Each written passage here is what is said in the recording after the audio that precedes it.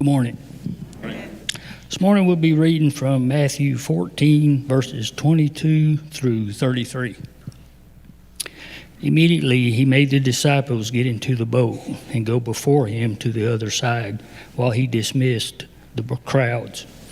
And after he had dismissed the crowds, he went up on the mountain by himself to pray. When evening came, he was there alone.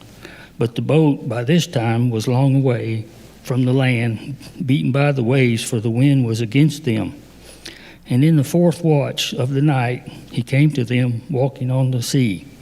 But when the disciples saw him walking on the sea, they were terrified and said, "It is a ghost." And they cried out in fear. But immediately Jesus spoke to them, saying, "Take heart, it is I. Do not be afraid."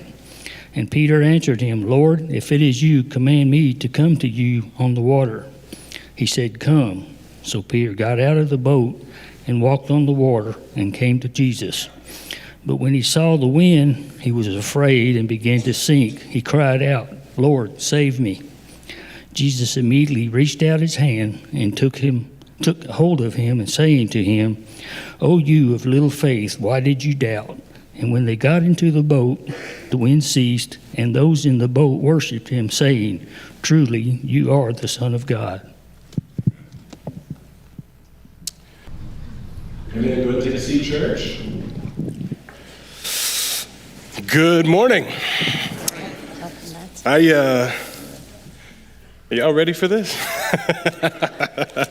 It's going to be one of those days today. I'm excited to be with you. I want you to know that I love you all, and because I love you, I don't care how your week went or if you were not at your best for the duration of it, or maybe even this morning you're not, because the truth is we spend all week hearing that our value is determined by what we do and how well we do it, but it is my job every Sunday to remind you that it is not what you do that your value is in, but what Jesus has done for you that your value is in. So we give glory to Jesus this morning. Therefore, you are all valued and you are loved. So look at someone next to you and say, "You're loved." See, we couldn't just say, "I love you," because I didn't want to create that awkward of a moment. Y'all already have a little bit of trouble looking at someone in the eye, so we had to just keep it pretty safe and tame this morning. As much as it's true, though, that everybody in this room is loved, I got to confess my faith has been shaken a little bit over the past week. There are some things that you just hear or see that cause you to doubt whether things are firing correctly in our collective consciousness. And there's probably any number of things that pop into your mind when I say that, because we're all worried about various things and the world is an interesting place. But for this past week, the silliest debate has been raging across our great nation. And I think this debate reveals the folly that we have. I think it reveals some of the hilariousness of the faults of our powers of reason. Have you heard it?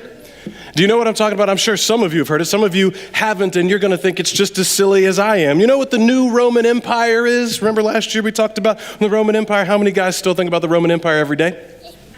Yes, we still do.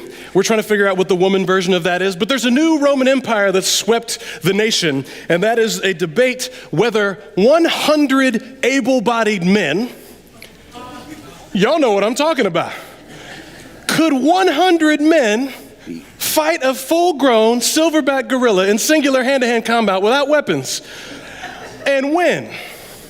And it sounds silly, but when I tell you there have been not just hundreds, but thousands of videos and thousands of opinions about people weighing in about how this altercation would go.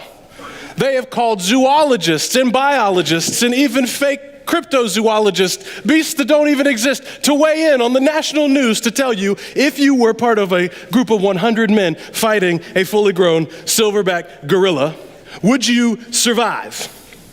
That has been going on for the last week. It's almost as if our race looked at the world and the problems that we have and the unrest and thought to ourselves, you know, if we fought that, I think we could take it.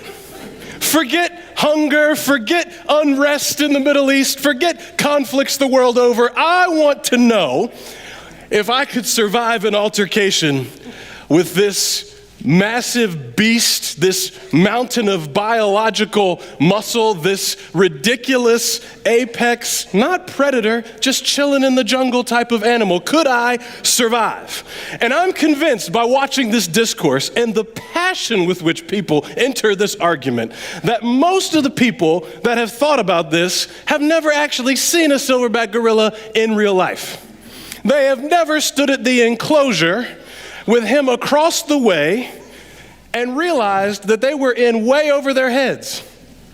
Because if you see one of those things rear up and you listen to the statistics on these things, the fact that he could pluck your head like a grape and it's over.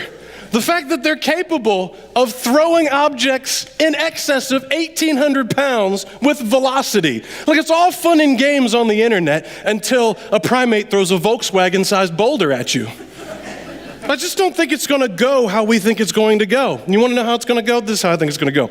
I think the first 20 guys are going to run in with their entrance music and bravado, and they're going to get murked in less than 3 minutes. And the next 80 guys are going to regret their life decisions, Will Ferrell style. I immediately regret this. And the only ones who will survive are the ones who get away. I'm telling you, the only plan that people have is that we wear him down and by sheer numbers, we take him out. But I'm telling you, we are not that committed to anything in our lives. Nobody. So this is a funny and surprising example of how I believe sometimes we as humans collectively overestimate what we would be capable of. Because it's not just the physical, it's the mental that goes into a debate like this. And this example of our naivety would almost end in grotesque fatality. But I would say that the confidence of a child that you kind of have to have if you're going to spend 4 minutes talking about whether men could fight a gorilla hand to hand is actually a virtue that Jesus is going to challenge us with as the story of Matthew continues on. Because that's where we actually find ourselves today. No matter what people are arguing about, we're talking about the gospel of the kingdom, and Jesus has been teaching about the nature of the kingdom in parables. Most recently, we looked at Jesus, who was willing to sell everything, was willing to empty himself of everything to obtain the treasure in the field, the pearl of great price, that pearl, his people, you and I. But since that narrative, some things have happened. John the Baptist has been beheaded, and in a famous event just before this, Jesus has just fed the 5,000. And we're only pushing through that section and not looking at it in depth because we just did that a little bit ago. So if you really want to talk about the 5,000, all of our platforms have a message called 5 loaves, 2 fish. I think it's great. You might not agree, but if you want to catch up, go and seek that out on our website or on the app. This theme that Jesus is going to continue to hammer from multiple directions is right in the middle of our text today.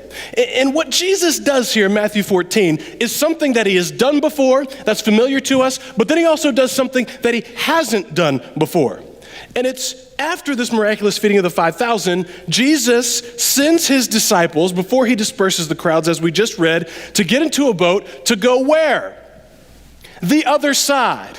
And that might send your alarm bells ringing off in your heads because just a few weeks ago, we talked about the last time they got on a boat to go to the other side. And so we have something eerily familiar about this situation. Not too long ago, they were in a place just like this. Jesus, after dealing with a large crowd and a large amount of people, told his disciples, we're going to get in a boat and we're going to go to the other side. And they ended up in the storm. And I would also encourage you to dig up that message too, because the parallels are striking here. Now, if you remember far enough back in chapter 8 of Matthew, Jesus sent those same disciples on the sea, headed for a destination they really didn't want to go to. But he, as he always is and always does, is using the journey to teach them something about him and about themselves. Everything that Jesus does or says is on purpose. Remember, he is fulfilling the law. He's fulfilling Torah. He is walking it out live and direct so they can see what it looks like, so we can see what it looks like.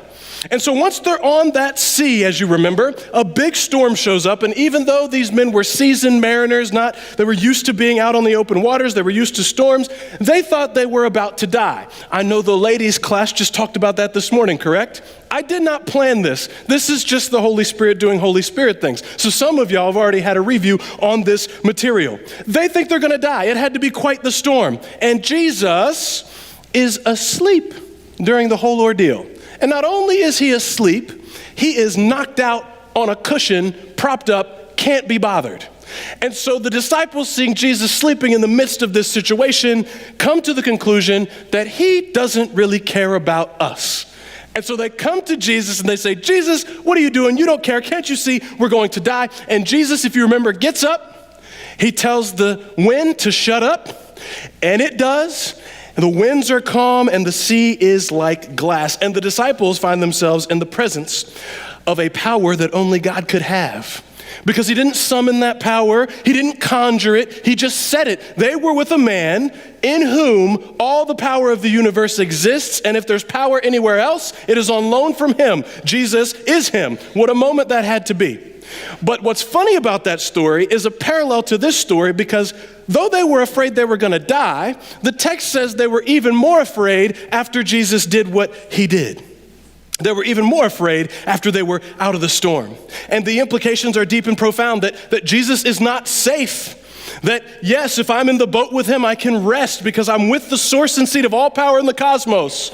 And that the storm that seemed to have infinite power didn't care about me. And Jesus, that does have infinite power, does care about me. And so when Jesus gives the word to get in the boat and go to the other side, I wonder if these disciples are thinking, oh, buddy, here we go again. We got to go to the other side again, Jesus? Do you remember what happened the last time we went out there, Jesus? We almost died out there, Jesus. Homie came from the tombs cutting himself, possessed by a legion of demons, Jesus. Do you remember what happened the last time we went here? And I want you to remember it too, because I asked a question after that ordeal that I hope you ask yourself every time you're in a difficult season or a storm. And that was this: do you think after they survived that perilous storm, the disciples had a deeper faith or a more shallow faith after going through what they went through? Do you think they had or possessed more conviction or less conviction? Do you think they were made more resilient or less resilient by going through what they went through? Do you think these disciples were more prone to panic or less prone to panic after experiencing this? Do you think they trusted Jesus more or less after going through that first storm? So we remember these two things. The storms that we go through show us the power of God against any and everything that comes against his people. But they also are what God uses to grow us. Very truly, we grow through the storms that we go through. And so we ought to remember when we're in the storm, not to just be praying, God, what do I need to do to get out of it? But more accurately, God, who do you want me to become in the midst of this storm? Now, we find these disciples with an opportunity to see just how far their faith has come in a season between the storms. So much about this is the same, and yet there are some key differences if you look at the text here in Matthew chapter 14, beginning in verse 22. It says, immediately made the disciples get on a boat and go before him to the other side. And the first thing here is that, as luck would have it, they go out and get on a boat again and start to head across to the other side. The wind is against them. They're not making progress at all. It's the middle of the night. It says that the waves were beating against the boat. It's another tumultuous situation. But here's the thing. This time, Jesus isn't in the boat with them. So it's a similar situation, but from my view, it's a very different situation. Because if Jesus is in the boat, at least I can go to Jesus and say, Jesus, do something. But if it's just me, what am I going to do now? But I want you to notice that even though Jesus isn't in the boat with them physically, they do not in any way appear to be panicking like they panicked the last time. Have the disciples grown in their season between the storms? They're in a situation where it says their boat was being beaten by the waves, and yet these guys seem as cool as the other side of the pillow, at least initially. They're holding it together. And the group of disciples has grown through what they've gone through. They go from accusing Jesus of not caring about them to his face, to even in his apparent absence, peace in a chaotic space. Church, in your next storm, I encourage you to remember your last storm, because it will remind you about God's past record in guiding you through turbulent times and turbulent waters. And I will say that what tends to guide us as people are our fears about what we've experienced before. Because remember, emotions come to us more strongly almost than we felt them the first time. And we will do anything not to feel that feeling again. And so we end up letting our fears and those emotions be our arbiter and our compass for what God is taking us to. But I would say to you, church, the best compass and the best thing that will indicate to you what God is doing in the midst of your new storm is what he did in the midst of your last storm.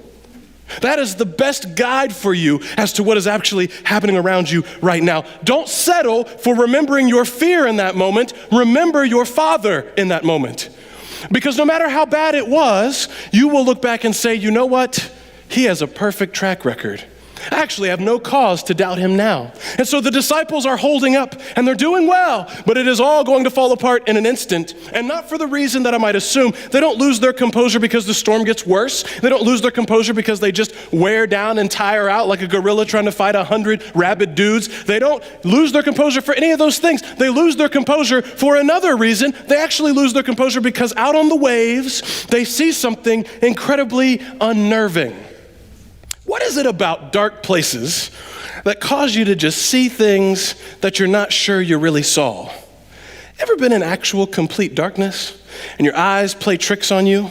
This started happening when you were really little in your bedroom and the lights went out and there was like a crumpled pile of clothes on the floor, and after about 3 minutes it wasn't a crumpled pile of clothes because you swear it moved and there was something in there.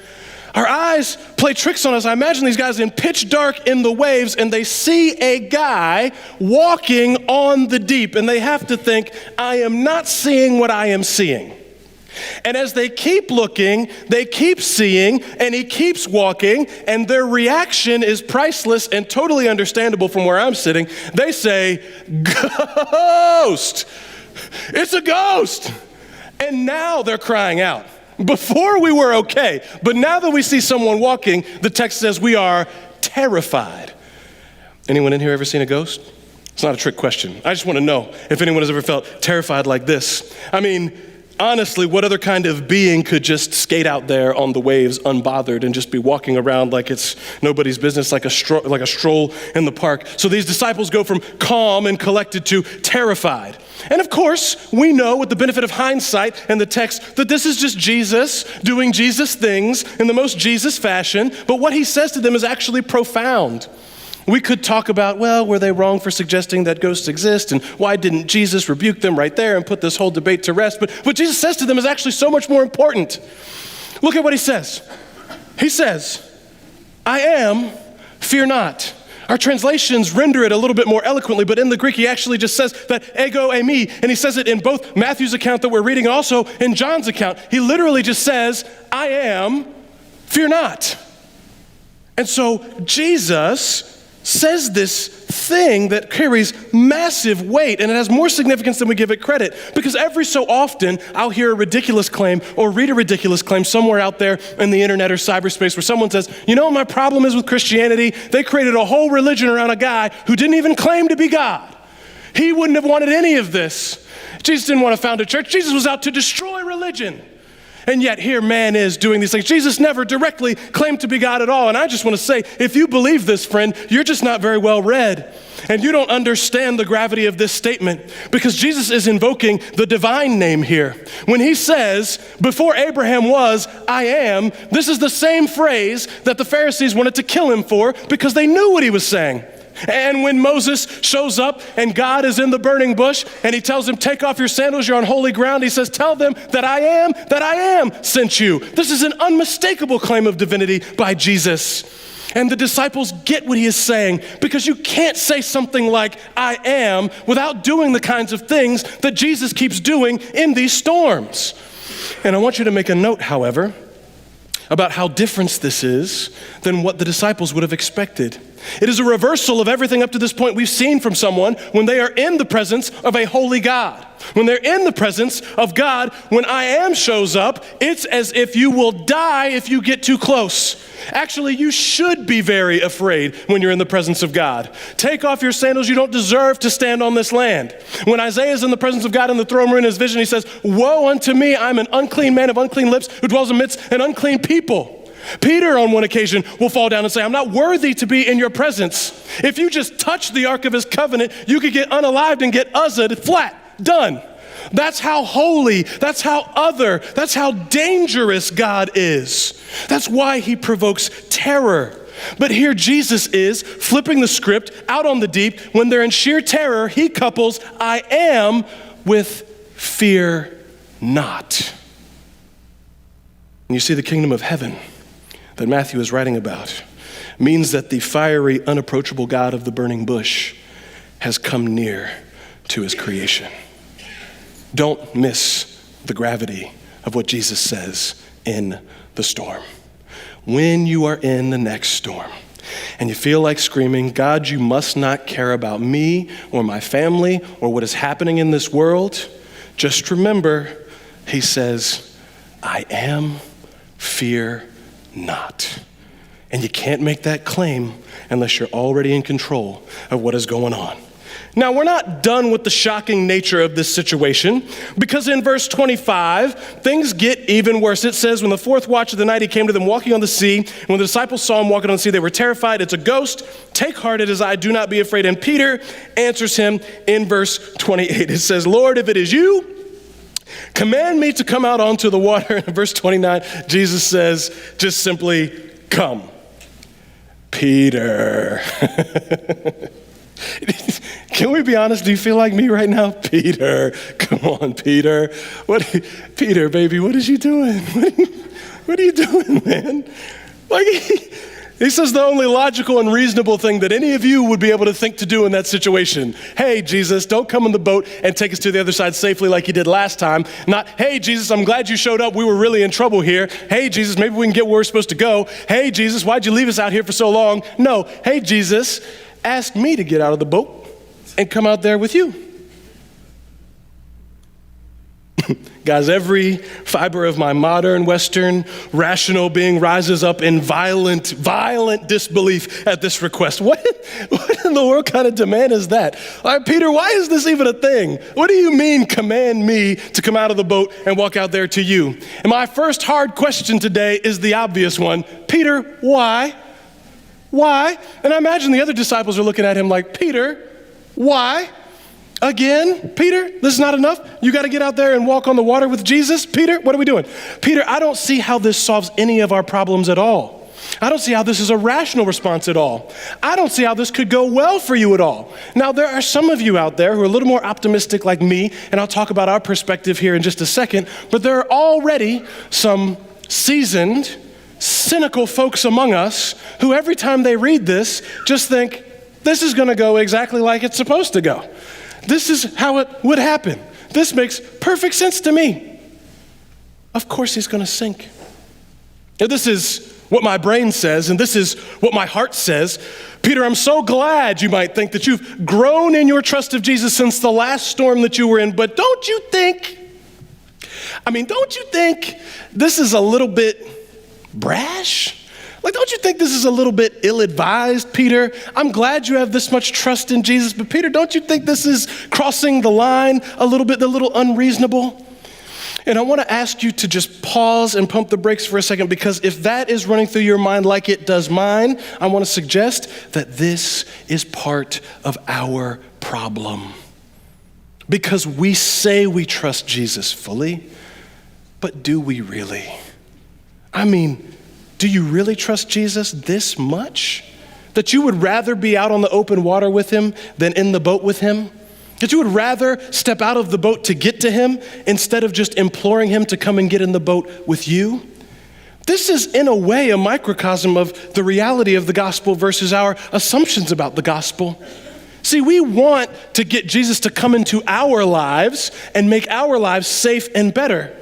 But even more rarely, or less frequently, are we willing to step out of the life that we've curated for ourselves into what Jesus is going to call us to step out to actually meet him where he is. Like, would you actually get out of the boat to go with him, church? Even though you know how this story goes. Would you want to be the second man to take steps on water aside from Jesus? Would you want to be the next person out? I know the right answer, church, but that doesn't mean anything this morning. We need the real answer. Ask how your life has played out so far. Pause and think about the things you are worried about right now that you refuse to trust that Jesus has the situation under control. Think about your stress, think about the things that vex you, think about the things you weep and agonize about, the things that you just can't bring yourself to trust him with. Do you trust Jesus like this? That you would rather be with him on the open water in the storm than in your comfortable, familiar surroundings? It's just worthwhile food for thought for us right now. Because when the storm comes, you gotta be ready to take a step towards Jesus. If you're not in one now, it's coming. Back to my contention with Peter, because though this is the complete and ultimate trust in Jesus, and it makes it admirable and clear here, I still don't get why this would be the plan. I still need to know why, even in full conviction and faith and trust, this would be his answer to the situation.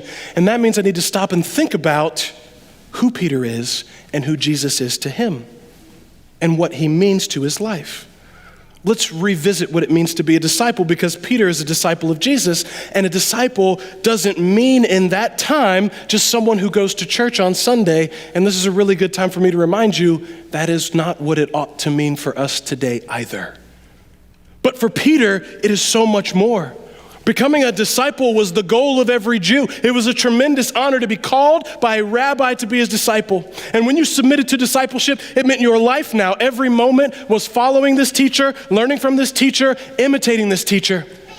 You see, for a rabbi to call you meant that the rabbi was affirming his belief in you, that you had what it takes to be just like that rabbi. You had the chops, you had the juice, you had potential, you had aptitude. And so a disciple wasn't anything like our modern conception.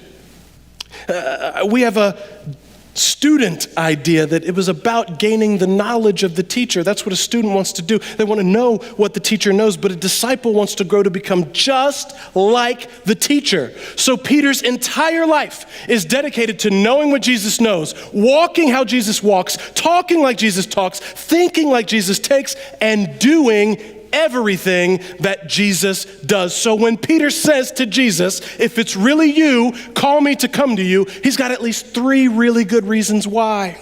And the first is that he'd rather be with Jesus in the storm than without him. Yes, true, we should be that way too. But the second is that he also knows that a rabbi only calls their student to them if they believe in them.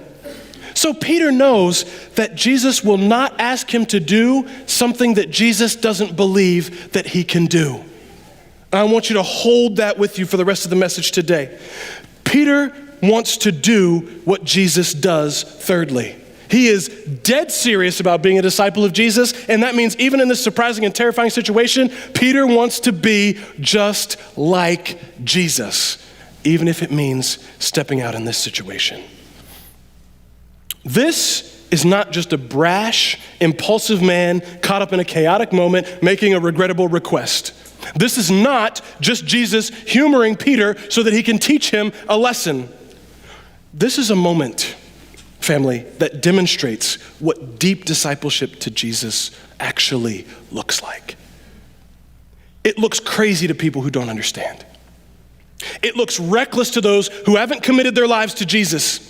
It looks foolish to anyone who doesn't know that Jesus is God, and through him and in him, all the cosmos are knit together and hold together and are sustained. Therefore, the most peaceful place for you to be, even in the storm, is right in the seat of power with Jesus. Sometimes Peter gives me hope because he does speak impulsively, and as someone who has struggled their entire life with speaking impulsively, he lets me know that even Peter didn't have to be perfect, so I'm not going to be perfect either. But then there are times like this when Peter humbles me, because so deep is his conviction and dedication to our Lord that it makes me look lukewarm. Church, don't you dare ever read this and think of Peter as some fool who just goes around saying whatever pops into his head, making reckless decisions. Jesus honors Peter's request because this moment is actually one of Peter's finest hours. And I want you to consider that this moment is one in which we stand to learn a lot from Peter. So what happens? What's the outcome? Verse 29, it says, Jesus said, "Come." So Peter got out of the boat and walked on the water and came to Jesus. But when he saw the wind, he was afraid, and beginning to sink, he cried out, "Lord, save me." Jesus immediately reached out his hand and took a hold of him, saying to him, "Oh, you of little faith, why did you doubt?" And so in a remarkable moment, Peter hears the voice of his Lord saying, "Come." And if I'm Peter, I would have been thinking like this: "Marcus, why did you do that? You know Jesus is going to call your bluff every single time, so now you got to get out of the boat." I am thinking that if I am Peter. Peter seems to be moving with much more resolve. And as Peter crawls over the edge of the boat and begins to walk towards Jesus, there formerly had been one man walking on the waves, and now there are two men walking on the waves. This is one small step for Jesus, but one giant leap for mankind, with no Stanley Kubrick to help out this time. There's your conspiracy theorist little plug today. I'm just joking. Like, y'all do what you want with that. Peter, for a moment, had to be on cloud 9. He is being just like Jesus, and he is walking in a moment that defies belief. The rest of the disciples would have been standing there with their mouths ajar. And this is the most familiar moment of the story for us, I think. I've read so many times, as I know many of you have, every time we work through the story, I see the same two reactions. Either there's one of cynicism that says, well, of course he's going to sink because people can't walk on water. That's in this room right now, despite how hard you try. And the other is a proud excitement that looks at Peter and says, yes, like, that's awesome, man. Like, look what faith can do. It's a high look what's possible if you just believe and you have Jesus and you want him to succeed. You're cheering him on. And then the drop. Peter takes his eyes off Jesus, and the wind and the waves break his focus for the first time. And now Peter is shook, and as soon as he's shook, the rational part of his mind starts to kick in, and the primal fight or flight kicks into his brain as well. And so Peter's motivation is no longer just be like Jesus, get to your Lord. Peter's mind starts to say things like, you can't do this. This is impossible. Like, Jesus can, you can't. What are you thinking? People don't walk on water. Look at this storm. Look what you've gotten yourself into. Peter, you are going to die. And once Peter is shook inside, he begins to sink. And so in desperation in this moment, he cries out, "Lord, save me, Jesus, save me." And he immediately reaches out, and Jesus takes him by the forearm and pulls him up from the deep. And as he gets a hold of him, he looks Peter in the eyes and he says, "You of little faith, why did you doubt?" This is a moment that we all internalize. The cynical of us are thinking, yeah, Peter, why did you even try that? Jesus continues and helps Peter back into the boat. And this is where I want to share with you that this whole sequence challenges me deeply even to this day. Because if you've been around church for any length of time, you have probably heard this many times. You heard this story growing up over and over. This is a classic Jesus moment. They might be talking about this in Bible Hour right now. And what we hear is that Peter failed because he took his eyes off of Jesus and he started looking at all the danger and distractions around him, and that's why he sank. And the lesson is for you to just keep your eyes fixed on Jesus and he'll sustain you in any storm. That's what we always hear, and that is all true. But I think it misses a lesson that's just as important, if not more important. Because Jesus didn't actually say to Peter, "Peter, why did you take your eyes off of me?" Or, "Peter, why did you get distracted?" Or, "Peter, why did you look at the storm?" But when we usually hear this, when Jesus says, "Ye of little faith, why do you doubt?"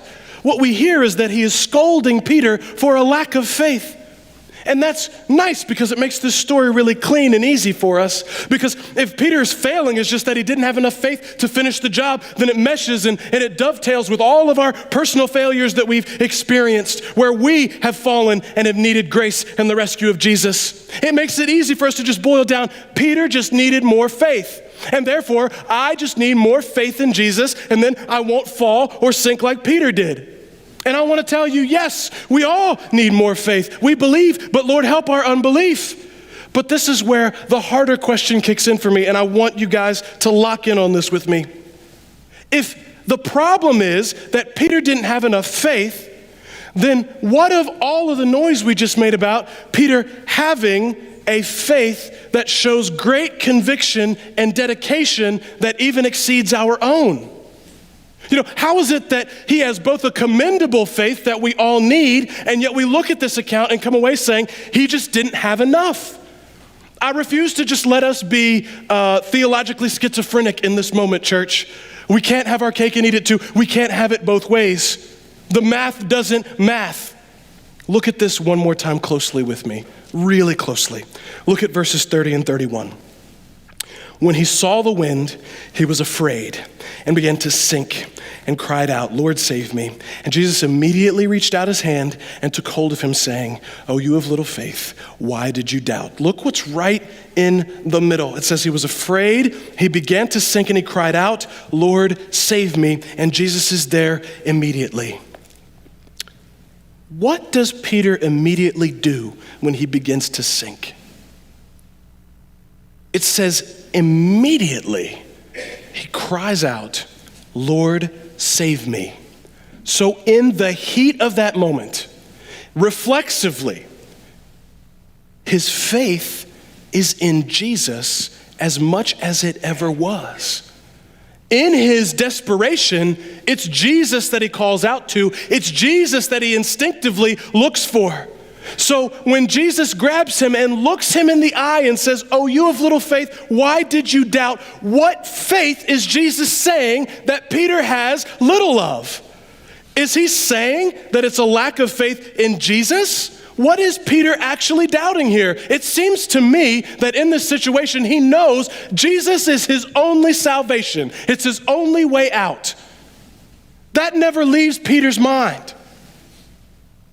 So, when we slow down, it becomes clear to me that Jesus is probably not scolding Peter for a lack of faith in Jesus. So then in this situation, he's walking on the water towards Jesus. Who is it that Peter actually loses faith in when he sees the storm? Peter doesn't lose faith in Jesus, church. Peter loses faith in Peter. And when Peter loses faith in Peter, he goes from doing something incredible that Jesus believes he can do to sinking beneath his own doubts on the deep. I need you to give a second just to let that register. When Jesus says to Peter, "You of little faith, why did you doubt?"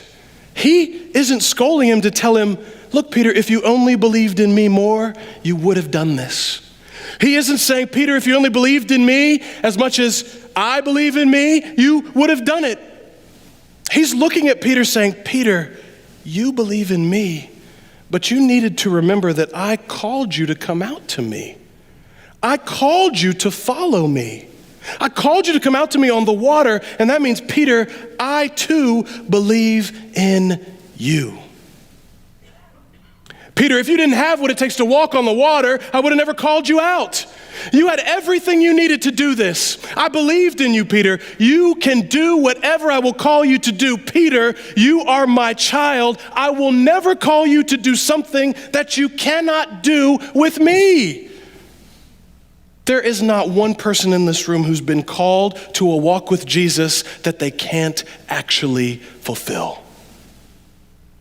Everything Jesus has called you to do, he believes that you can do. And so his rebuke to Peter in a word is communicating, Peter, you can do this. I have for so long read this interaction like scolding a petulant child because I see Peter in my own life. A life of trying to make it to Jesus, trying to be like Jesus, trying to be good, trying to do good, trying to be better, trying to be good enough to walk to him on the water. But as is my custom and my habit, I always fall, I always screw it up, I always fear, I always get distracted, I always get selfish, I always sink beneath my own inability to be like my Lord. And I internalize Peter's experience because I expect this from myself now. When I read Peter walking out on the water, I'm thinking, that's not a good idea, Peter. People don't walk on water. Just like I scold myself, Marcus, that was not a good idea. You never were going to succeed. You could never be everything that you're supposed to be. When Peter sinks, it's no surprise to me because I'm well acquainted. If I only had more faith, I should have had more faith. I am he of little faith. And I think if I could just trust Jesus like I'm supposed to, I wouldn't make these mistakes. I wouldn't say things that I shouldn't say. I wouldn't have my life go in the direction that it's going. I wouldn't continually fall like this. And that continues in my mind until I get to a place of despair and I say, I can't do this. I'm tired of doing this. I'm tired of failing. I am sick of myself. I'm sick of being sick of myself. I'm sick of screwing up. I'm sick of never being good enough. No matter how many successful steps I take, I always self-sabotage and I fail. I believe in Jesus. I love Jesus, but I know he's got to be over there looking at me in disgust because of how many times I messed this thing up. He has to be ashamed of me. Why is he even still there calling me? I have done nothing but fail Jesus again and again and again. So you know what? From now on, I'm going to stay right here in my boat. I'm not going out there anymore. I'll save myself the humiliation. I'll save myself the failure. I'll save myself feeling like this feeling ever again. I'm right here in my boat, and if it goes down, so be it. At least then I can blame the storm. At least then it's not on me. Because if I step out there and I fail, it's on me, and I'm not willing to feel that ever again. So no, I'm not good enough to share the gospel with anybody. No, I'm not good enough to have a successful marriage. No, I'm not a good enough mother. I'm not a good enough father. So no, I'm not gonna teach at church. So no, I'm not doing any of that because I'm tired of feeling this way. We're not surprised when we fall. We knew it would happen like this. We knew we could never walk on water.